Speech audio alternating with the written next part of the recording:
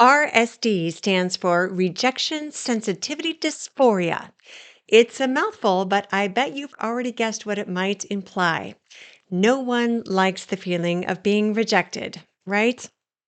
I'm Annie Agin, and I'm an academic and ADHD coach for parents and for teenagers. Please feel free to visit my website, annieagin.com, and you can learn more and scoop up some really great research based free content and schedule a consultation to coach with me. So, it's super important that you know what RSD is and how to counter it with 5 brilliant questions listed at the end of this video. ADHD is known to bring a lot of usual suspects to the party. I call them usual suspects because they are comorbidities that often tag along with ADHD, like depression and anxiety. Rejection sensitivity dysphoria is one of these very common comorbidities. RSD is the intrinsic feeling that everyone is constantly disappointed in what you do, no matter what you do. And every relationship is just barely hanging by a thread. And that thread is liable to break as soon as you open up your mouth. Kids with ADHD experience rejection not just more often than neurotypical kids, but also much more deeply. And they quickly start to anticipate getting rejected well before ever stepping into any situation, especially school. So parents, you might get an evil eye from a raging driver who cuts you off on the road and you're incensed for a minute, but you kind of let it roll off your back. Well, for your child, just one disapproving look from you or a teacher stings like a paper cut. And ADHD is one of the most devastating disorders because it doesn't show up like other disabilities. And when the symptoms do show up, they're hard to understand because the person is so smart. It's really interesting that studies show when people learn that someone has autism, they generally have little problem accepting, adjusting, and accommodating them, and usually with great compassion. The same goes with other disabilities, like if someone is wheelchair bound or blind. Yet, kids with ADHD are told by adults in their lives every day, come on, I know that you can do it. I've seen you do it before. Or it's only one paragraph essay. That's so easy. It shouldn't take you any time. Or please don't make me repeat myself again. Just turn in your work on time.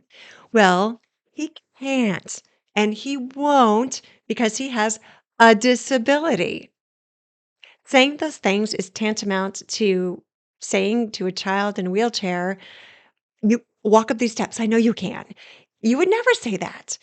These messages are deeply disrespectful and will hurt your child, and will also send an instant invitation to another usual suspect called OD, oppositional defiance, and you don't want her at the ADHD party.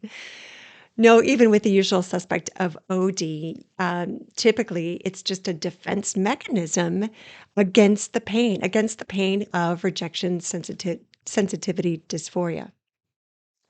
So you can see how these usual suspects show up in mass, and they like to crash the party.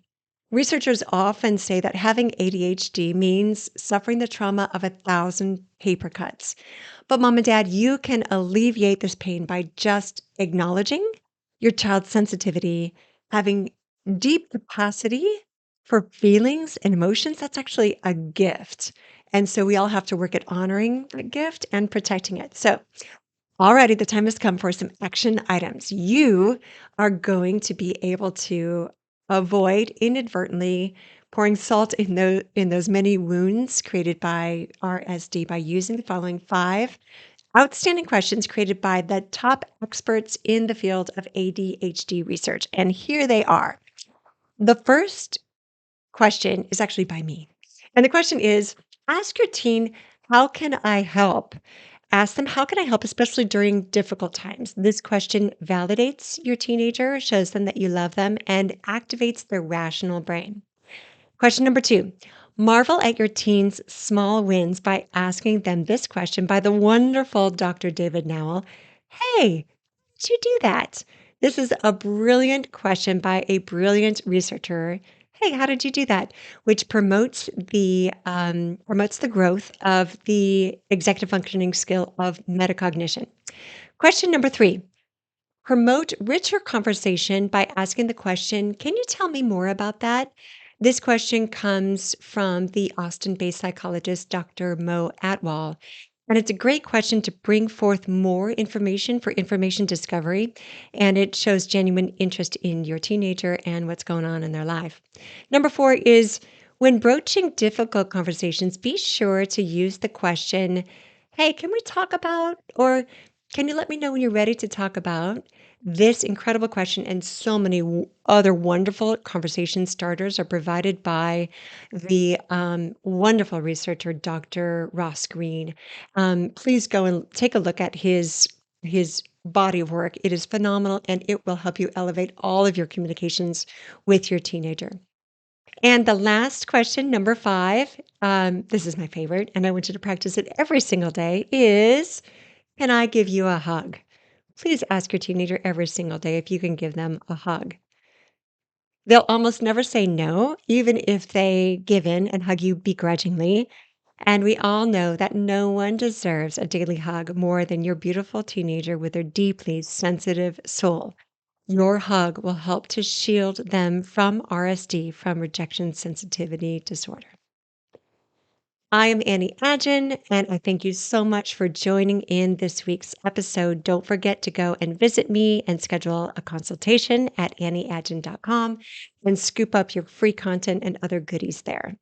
Until next week, I wish you all A's in your every endeavor with your teenager. Adios.